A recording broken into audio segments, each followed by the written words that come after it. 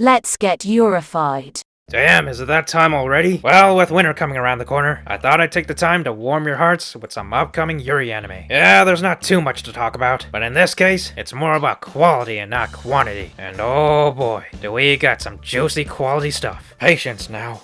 Patience. So as usual, I'll be going through all the potential Yuri anime premiering this winter, and to just give my overall thoughts and opinions on them. And of course, some of these anime I simply just based my thoughts on the trailers. I didn't do a ton of research on them. Rather, I was just hooked after watching a couple of trailers and said, that looks kinda nice. So yeah, let me know of any other anime I missed or should keep my eye on this season. And with that said, let's get into the video.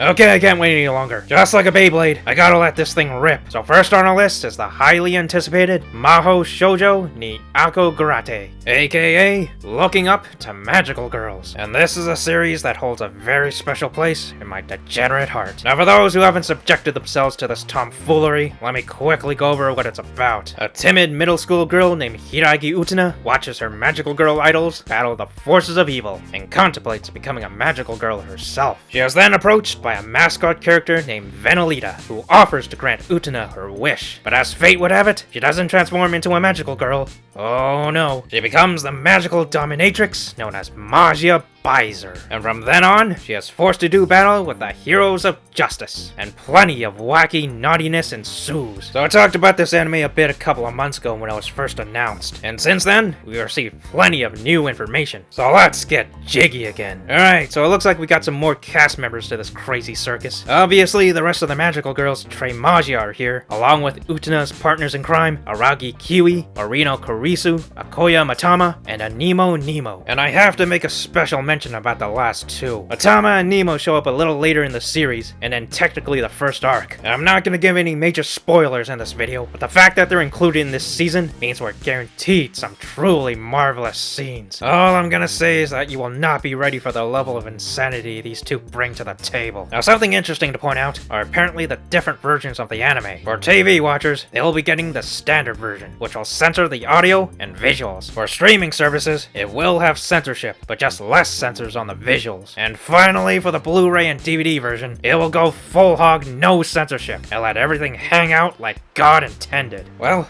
time to dust off old Reliable again. So something you may not know if you don't read the manga is that while it is extremely raunchy, it does not once show any nips or and I know this might sound like I'm totally high, but to be honest, I'm really grateful that it doesn't show any of that. First of all, 14 by the way. Secondly, it would honestly be too much of a distraction from what is mainly a stupidly silly, lighthearted Yuri series. Although I think the age thing is the biggest hurdle. So bringing this back to the quote-unquote uncensored versions of the anime, I think there's a slight chance they won't actually show any cherries. Rather, it would probably just be extremely lewd, revealing as much skin as physically possible while having their delicate bits being obscured in some way. Just like in the manga, basically. Of course, I could be completely wrong, and they plan to make this even lewder than the manga. But speaking as a big Looking Up to Magical Girls fan, for the sake of the series, I think it's best to not divulge from the original intention of the manga, and keep its integrity intact. Wow, I never thought I'd say integrity and Looking Up to Magical Girls in the same sentence. Anyway, regardless, my hype levels are still through the roof, and I very much look forward to seeing our naughty villainesses run amok on screen. No matter the outcome, I'm confident that it's still gonna be absolutely nutso. So next on our list, we have the obligatory Girls Club anime of the season. It's called Pon no Michi, aka The Way of Pon. And in the ever-expanding genre of cute girls doing random things, this time we got characters partaking in the exhilarating world of mahjong. So after reading the synopsis on My Anime List for the first time, I was admittedly a little confused. Here's what it says. Nashiko Japinsha, a high school girl living in Onimichi City, Hiroshima Prefecture, was in trouble after being kicked out of her house. She said, "I don't have a place to hang out with my friends." When Naoko learned that the parlor that her father used to run was now vacant, she decided to rebuild it into a place where everyone could gather.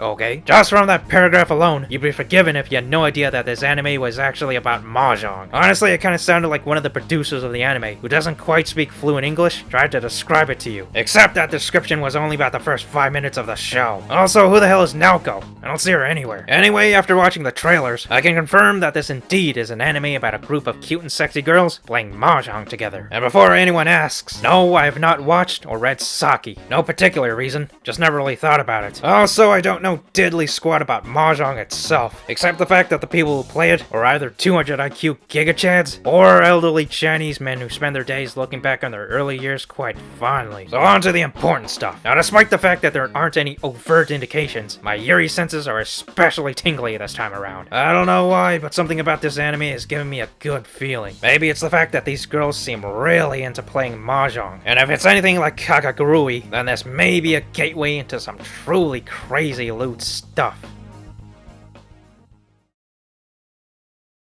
Okay, so the next two anime are actually shots in the dark. I don't really have a clue what to expect, but I'll try my best to explain the good vibes I'm getting from them. So the first anime is called Metallic Rouge, a sci-fi action thriller that takes place 100 years in the future. Our two main characters are the android girl, Rouge Red Star, and our human partner, Naomi Ortman. And the story is about them hunting down and eliminating a bunch of governmental detractors on Mars. So aside from getting some cyberpunky vibes, I was also drawn in by its unique style and kick-ass action scenes. It's also made by Bone Studio, so that means we're guaranteed some high production value. Anyway, the real focus is on our two leading ladies. From the look of the trailers, it seems like we're dealing with two quirky, badass enforcers who may or may not have a dark secret or two. They seem to have a fun dynamic going on too. And as always, if you put two girls with good chemistry together, you bet your ass I'm gonna ship them. Also, I can't be the only one who thinks this, but they kinda remind me of Nene and Clarion from Pandora and the Crimson Shell. I'm sure there are some similarities here and there. And funnily enough, both their titles mention the color red in them.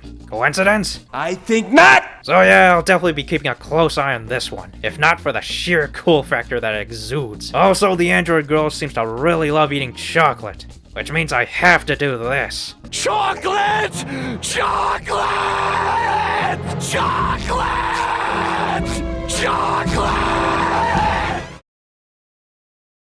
Alrighty, so the second shot in the dark anime is called Himesama Goumon no Jikan desu, aka it's time for your torture, princess. So what we have here is a manga adaptation that tells the story of a young princess who is captured by the Demon Lord and spends her time being relentlessly tortured by his subordinates. And no, this isn't a hentai. So first things first, I have not read the manga, but judging by the trailers, it looks to be a fantasy comedy. And the formula, or torture that the title refers to, is basically one of the Demon Lord's inquisitors tormenting the princess by way of eating delicious food in front of her, in order to get her to spill the beans about her kingdom. Now I gotta say, that's a pretty adorable premise, and it seems like there will be a strong emphasis on cuisine and cooking too. So a fair warning to not watch this on an empty stomach. Anyway, so our main characters of the show are Hime the Hime and Tortura the Torturer. This is my Italian confidential secretary. Her name is Alata.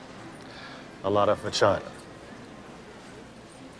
Come again? I'd be lying if I wasn't slightly giddy by the ridiculous setup and blatant Yuri potential these two give off. By the way, no manga spoilers please. I want to go into this completely raw. Also, my good vibes are helped by the fact that the cast consists of some lovely demonic female characters. Just out of curiosity, I quickly skimmed Wikipedia to see who they are, and it turns out that they're all Hime's interrogators, so we could be looking at a potential harem series here. Anyway, hopefully it's as entertaining as the trailers make it out to be. The characters are all cute, the animation is solid, and the premise is quite charming. Fingers crossed we get plenty of mouth-watering good scenes. And I ain't just talking about the food.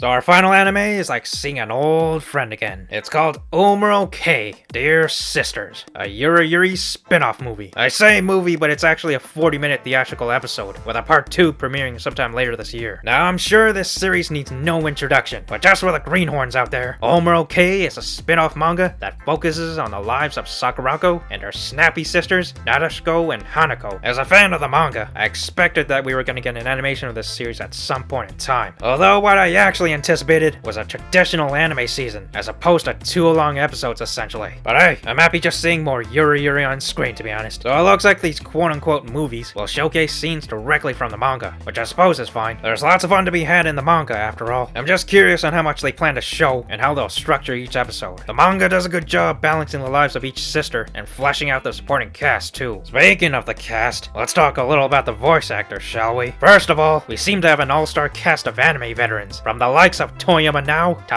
freaking Yuki Aoi. Also, eagle-eyed anime watchers may notice a few familiar names here. Here's a little hint. We got Kato Emery, who voices Sakurako, Saito Chiwa, who voices Nadeshiko, and of course Yuki Aoi, who is now voicing Nadeshiko's classmate Miho.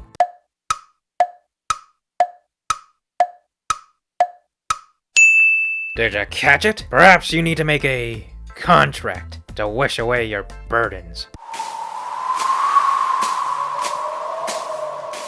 So yeah, we got Kato Emery who voices Kyubey, Saito Chiwa who voices Akemi Homura, and Yuki Aoi who voices Kaname Madoka. So we have a little Madoka Magica reunion going on. Ah, damn. Anyway, in terms of the Yuri, do you really need to ask? Himawari's obviously gonna be showing up, so the classic Soon couple will continue to warm hearts all around the world. And I wouldn't be surprised if we get a few cameos from the OG crew as well. Also, for fans of the manga who are wondering, no, I do not think they will reveal who Nadeshiko's girlfriend is. Just like the Bermuda Triangle and the Krabby Patty secret formula, some mysteries will never be solved. At this point, I'm sure Nomori is just reveling in romantic desperation to know the truth. You may be a genius, Nomori-sensei, but your sadism is the bane to my eternal happiness. Anyway, really looking forward to watching some good old Yuri goodness. Like I said, it's like seeing an old friend again.